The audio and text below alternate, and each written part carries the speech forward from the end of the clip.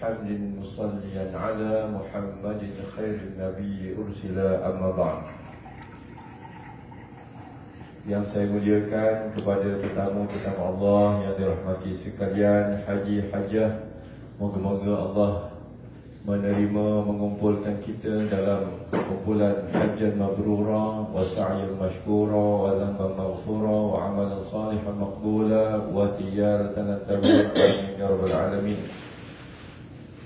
Pertama-tamanya sama kita rafakkan syukur pada Allah pada pagi yang barakah ini, pada pagi yang hening ini. Syukur Alhamdulillah setelah dibangunkan dengan keadaan yang sehat walafiat, dengan doa pagi tadi, awal pagi, Alhamdulillahilladzi ahyana ba'dama amatana wa ilaihi nusyur. Dan kita boleh sama-sama berada di salah satu daripada taman-taman syurga Riyadhul Jannah, iaitu pada pagi ini saya bersama-sama dengan Haji Hajah membahaskan tentang tahsin taharah. Tahsin bermakna memperbaiki, taharah bermakna bersuci menurut hukum syarak.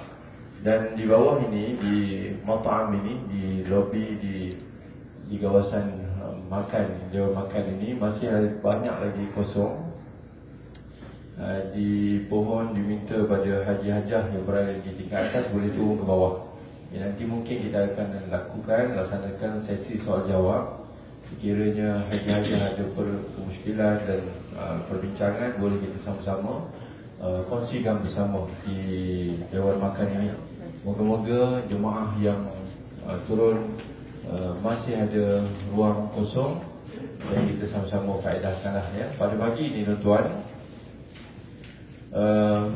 kita bicarakan tentang taharah. Taharah ini adalah satu perkataan yang sangat penting.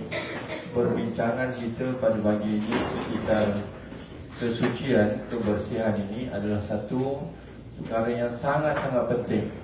Kepentingan taharah ini mengatasi daripada ibadah yang dilakukan sebenarnya. Kerana bayangkan tuan-tuan perempuan baru-baru semasa melaksanakan ibadah umrah dan haji, bagaimana taharah itu, wuduk ataupun mandi wajib yang dilakukan oleh di kalangan kita, sekiranya tidak sempurna, maka ibadah tawaf tidak akan terhasil. Kerana salah satu daripada syarat sah untuk melaksanakan ibadah salat, contohnya ibadat tawaf, mestilah suci daripada hadas kecil dan besar.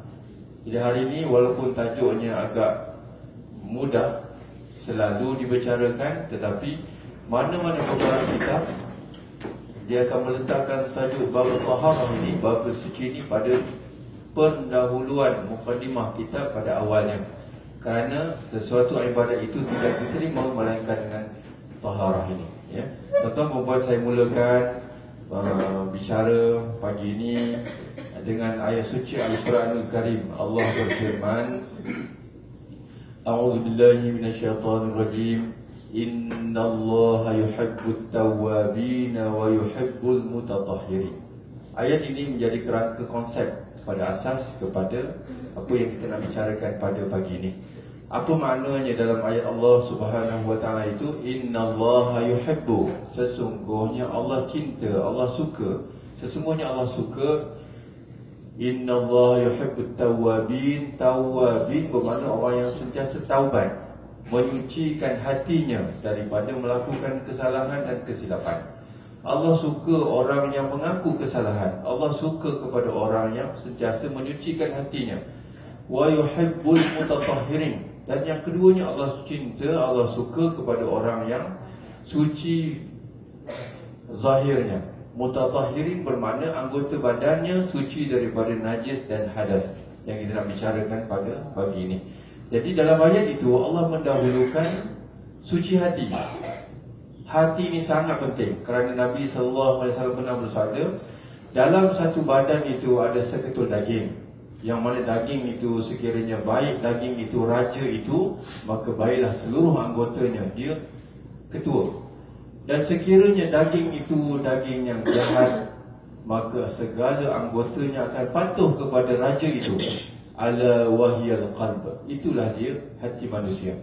Jadi Allah sebut di dalam ayat Al-Quran Karim pada mukadimah kita pada pagi ini, tuan-tuan, innallaha yuhibbut tawwabin. Allah suka kepada orang yang sentiasa bertaubat. Rasa kekerdilan dirinya di hadapan Allah, rasa kekurangan dirinya, rasa banyak kesilapan yang dilakukan, dan bila dia bertaubat, taubat ini bukan solat taubat. Taubat itu dia menyesal, berazam tak akan buat dah, dan tinggal terus apa yang dilakukan. 3 syarat taubat.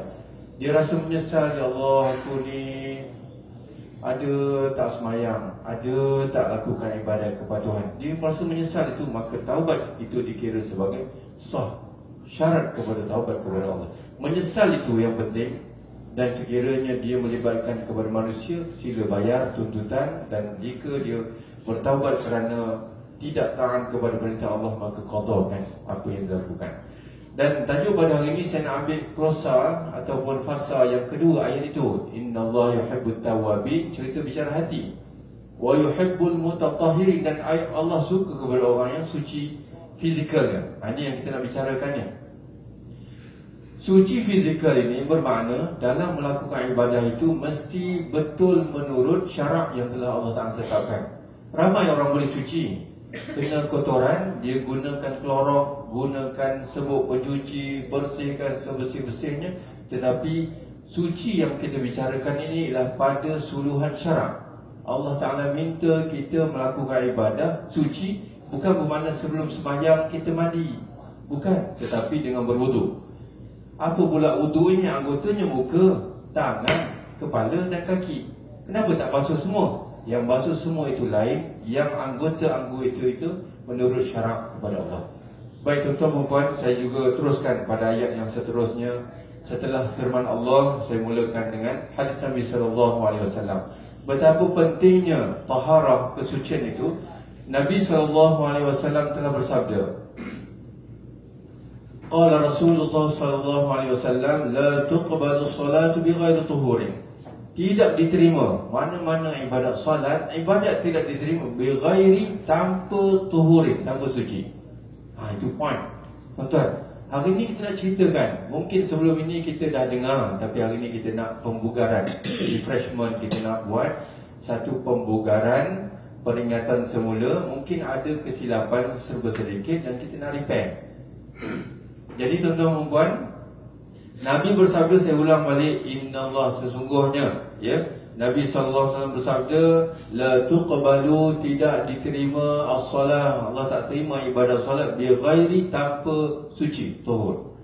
Ya, itu sabda Nabi SAW. Tuan-tuan biasa dengar, ya, kita di Malaysia, negara jiran kita pernah mengeluarkan satu produk air dulu, New Water. Air New Water tu diambil daripada kumbahan, tempat loji tadahan kotoran, air kencing, buang air besar dan sebagainya. Kemudian ditapis satu proses, satu tapisan.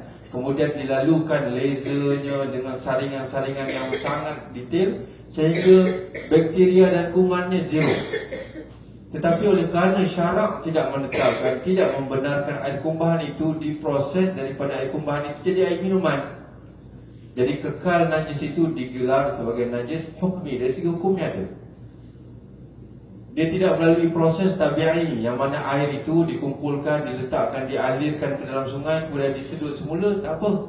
Tetapi dalam proses kumbahan itu, diproses di situ, disaring, kalau dicek klinikalnya zero, sifar dia punya kuman, maka air itu tetap dihukumkan sebagai najis.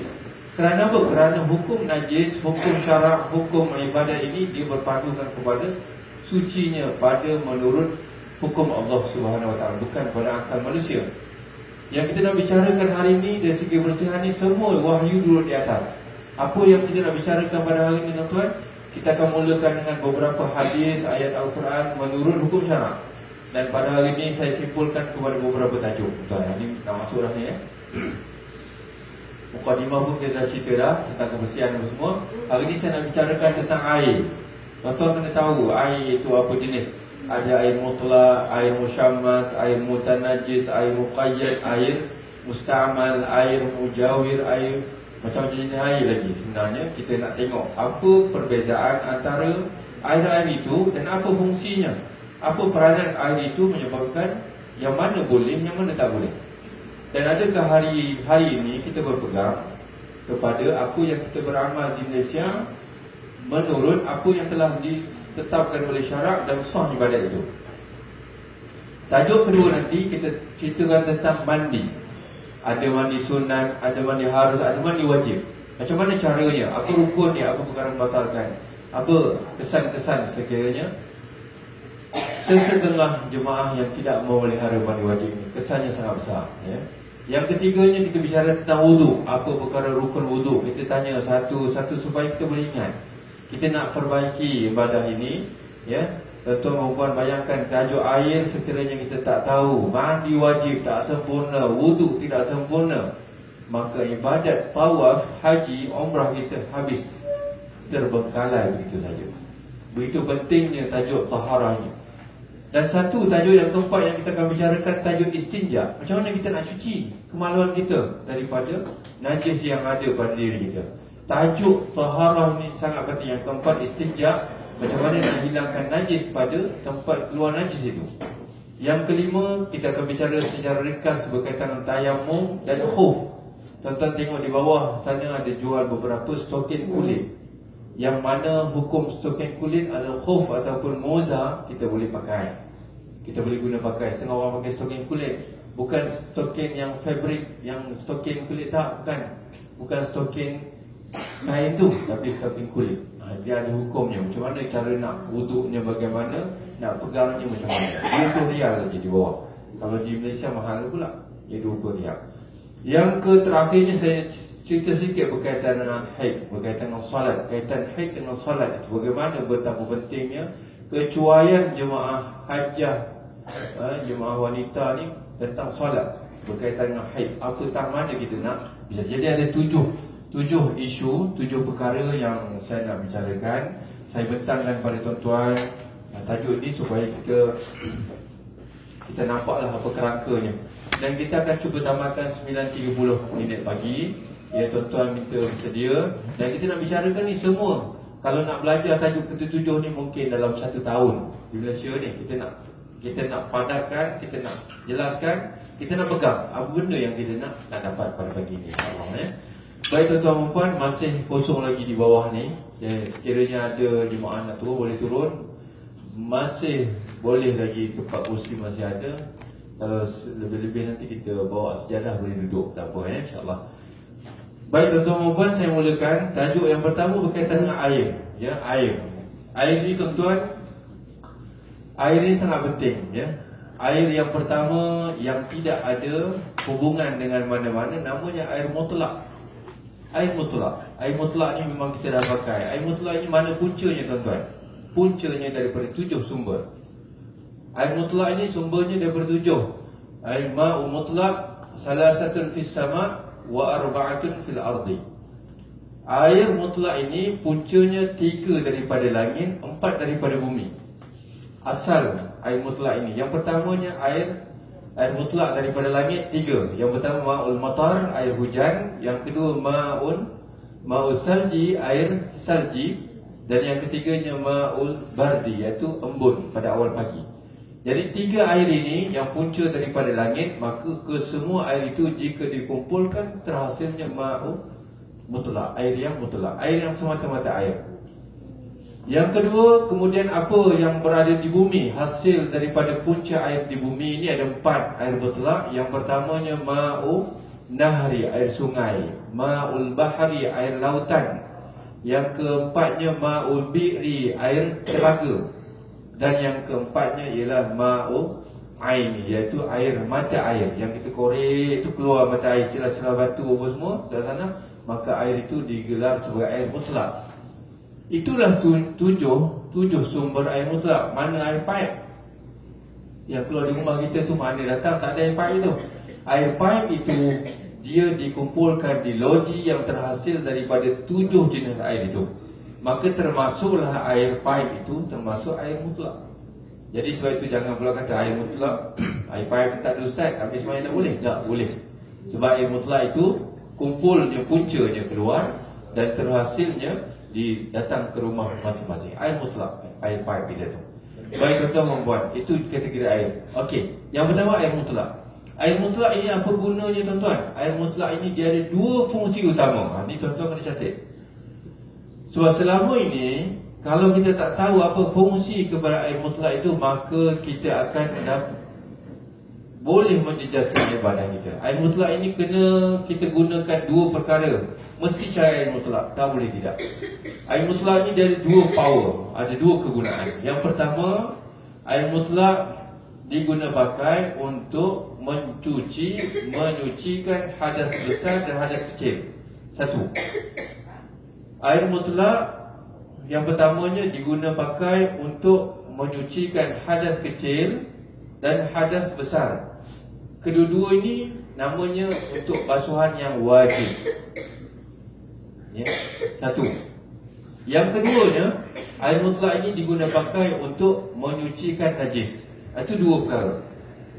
Apa guna air mutlak? Dua. Yang pertama, menyucikan hadas kecil dan besar. Satu. Yang keduanya, untuk menghilangkan najis.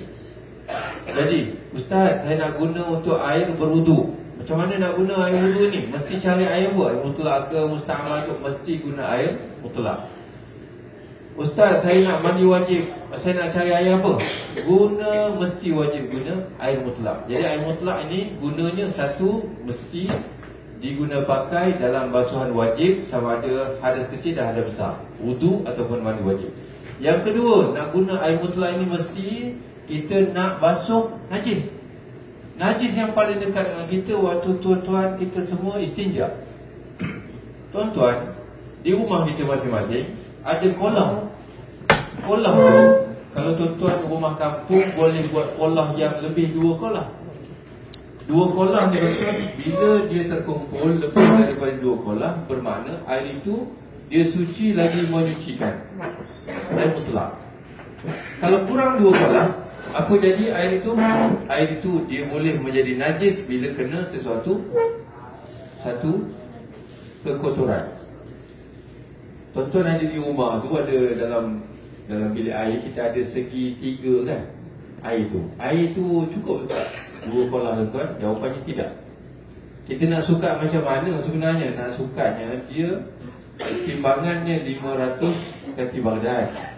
Tapi kita kati Baghdad, kati tahil pun dah tak guna dah sekarang ni.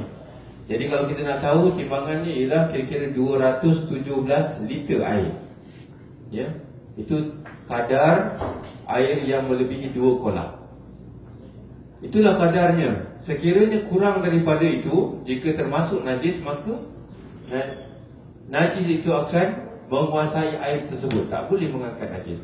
Contoh, bila kita di rumah, kita ambil air, lepas kita buang air kecil, kita qada hajat, kita buang air kecil, kita tadah dalam satu baldi. Baldi itu kurang 2 kolam ataupun lebih? Kurang.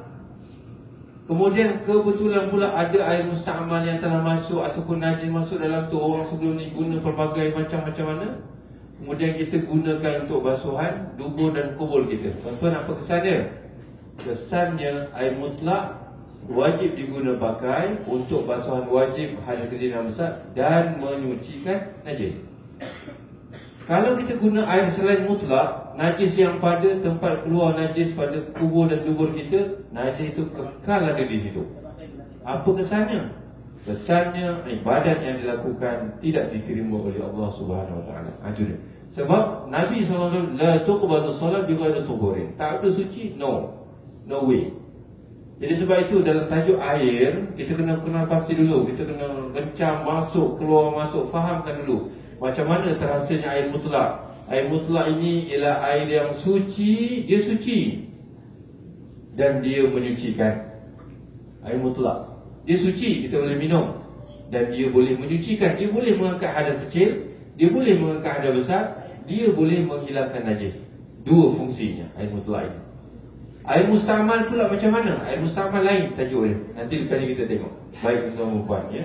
Jadi air mutlak ini sangat penting. Ya, macam mana dia boleh mengangkat hadas, nanti saya akan ceritakan tentang masa tajuk mandi nanti dengan berwuduk. Okey, saya pindah yang kedua. Kita masa pun terhad ni. Air yang kedua, air musta'mal. Apa pengertian air musta'mal? Air musta'mal ialah air itu suci, dia boleh minum, tapi dia tidak boleh menyucikan. Kalau kita tadah air musta'mal, kita tadah dia, nak minum, boleh. Kalau kita nak basuh baju yang baju tak ada najis, boleh. Kita nak cuci kereta, nak cuci, boleh belaka. Boleh belaka, tak ada masalah. Yang tak bolehnya, dia tak boleh mengangkat hadas kecil, hadas besar, tak boleh menghilangkan najis. Itu dia punya point dia. Kategori ini, bagaimana kita nak membezakan antara air mutlak dengan air musta'mal? Air mutlak, tadi punca dia bertujuh. Keluar daripada air pipe, tuan-tuan nak kencing, nak buang air besar, nak cuci, cari air yang bergetah tu. Mudah. Jangan ambil daripada tadahan yang kurang dua pula, mengganggu ibadat kita. Jadi kita ambil daripada pipe, ya, kita kemudian boleh basuh kepala kita. Kemudian nak basuh, tak jadi sinjak, nanti kita tengok. Baik, air musta'mal ini macam mana terhasil? Air musta'mal dia terhasil apabila sisa baki yang terbit daripada basuhan yang mengangkat hadas dan najis. Saya ulang balik tuan ya. Macam mana air musta'mal itu terhasil? Yang suci tapi dia tidak menyucikan. Air yang dah diguna pakai, mana dia? Air yang kita guna dah. Contohnya, kita basuhan wajib pada hadas kecil, basuhan wudu. Kita pun basuh muka, nawaitu wudu'a, lepas kita niat, kita pun basuh muka. Basuhan muka kita yang pertama, layer yang pertama, lapisan yang pertama, sapu dengan sempurna. Maka yang terbit ataupun yang menitis, yang saki baki yang turun menuruti daripada kawasan muka, yang mengangkat hadas itu ialah air yang turun bersama-sama pada ketika itu. Titisan 1, 2, 3 yang nitik itu, kalau dia masuk dalam kolah tempat kita, tadahan air kurang 2 kolah, air yang tadahan itu menjadi musta'mal keseluruhannya. Itu dia. Bila tuan-tuan? Pada basuhan yang mengangkat hadas. Apa dia? Basuhan pertama tadi. Apabila seseorang itu telah basuh lengkap pada muka yang pertama, basuhan pertama dia ambil wuduk, basuh daripada awal muka atas sampai ke bawah, dia basuh yang pertama itu sangat sempurna. Bermakna kawasan hadas yang ada pada muka tertanggal dan dia pergi kepada air mutlak, tukar air mutlak kepada musta'mal. Kemudian bila dia tadah yang kedua, dia basuhkan muka pada kali yang kedua, hadas pada muka itu sudah pun tiada kan, bersih. Bermakna basuhan kedua dia bukan basuhan wajib. Bermakna air mutlak yang kedua kekal mutlak sampai habis. Sebab apa? Sebab yang menyuci yang pertama, yang mengangkat hadas itu yang dikira. Bila kita basuh yang pertama, lalukan pada muka kawasan yang pertama ni, lalu habis menitis je. Kalau sisa basuhan air itu dia menitis ke badan, ke baju kita tuan-tuan. Boleh tak kita wuduk, kita basuhan itu menitik tu, basuhan yang pertama itu menitik ke baju, kita nak guna baju itu untuk solat, boleh ataupun tidak? Jawapannya boleh. Sebab air musta'mal dia suci tapi dia tidak menyucikan. Sebab dulu kadang-kadang kita risau juga. Masa dulu belajar di pondok ke di mana-mana, air musta'mal ni bila kita basuh atas, dia melurut ke bawah. Adakah air musta'mal itu dah berpindah ke bawah?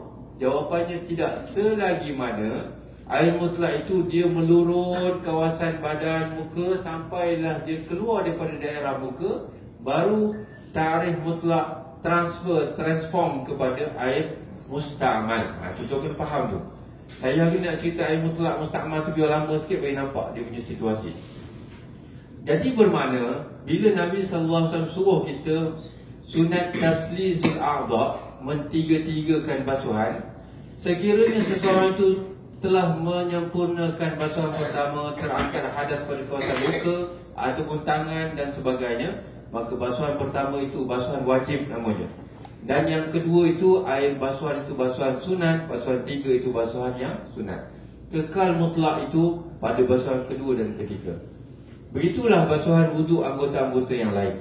Jadi tuan-tuan dan puan, kalau sekiranya basuhan pertama tu dia tak sempurna, bermakna basuhan pertama tak jadi lagi. Dia basuhan kedua dia dia basuh ke kawasan muka, Bermakna basuhan kedua itu baru jadi basuhan pertama setelah lengkap basuhan yang kedua, 1 dan 2 digabungkan baru jadi basuhan yang pertama. Itu dia punya konsep.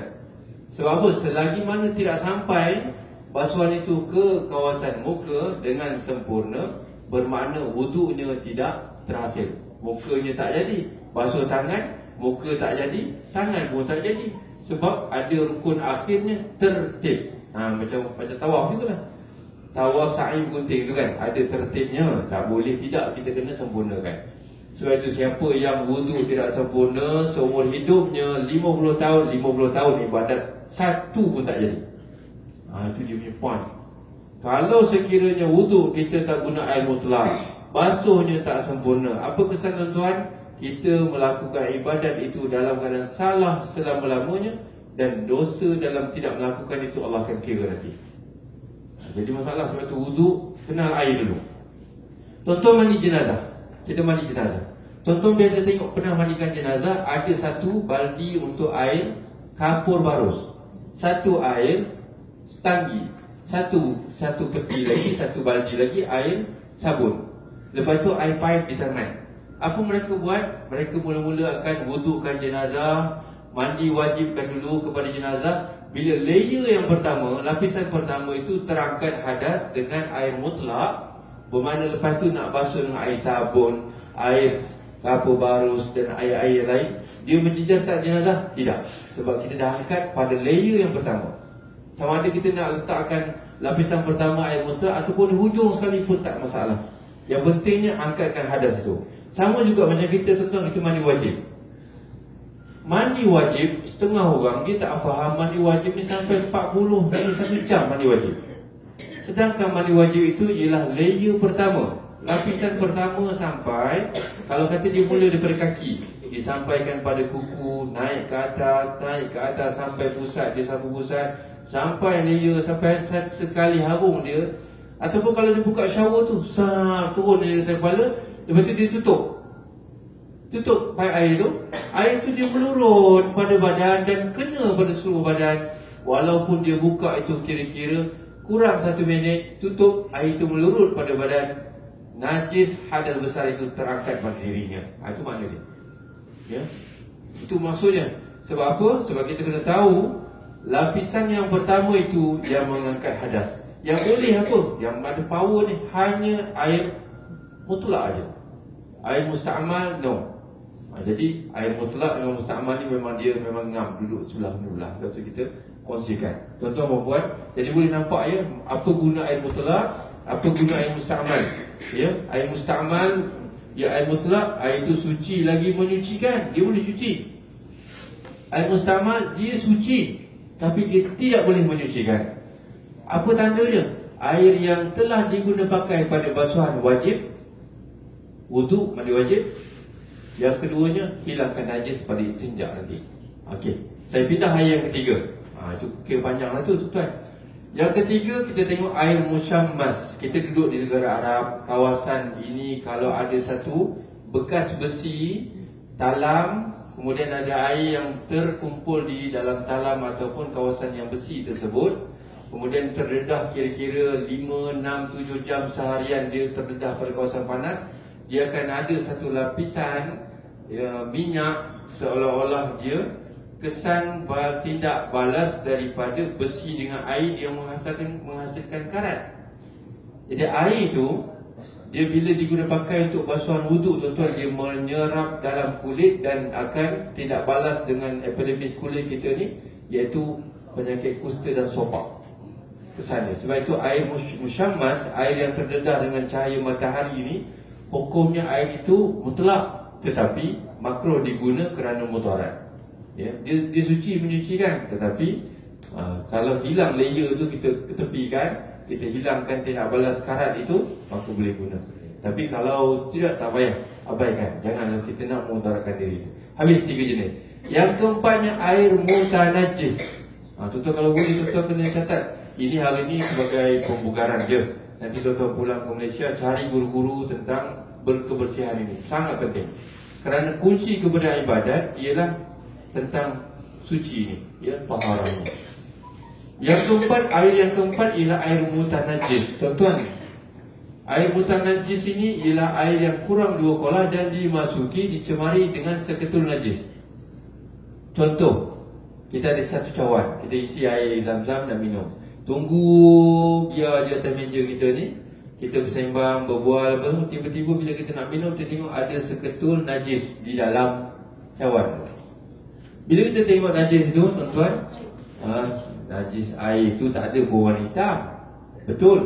Tetapi oleh kerana dia kurang daripada 2 kolah, bila kurang 2 kolah, air itu dikategorikan sebagai mutanajis, air yang dicemari najis. Jadi keseluruhan bekas itu dikategorikan najis.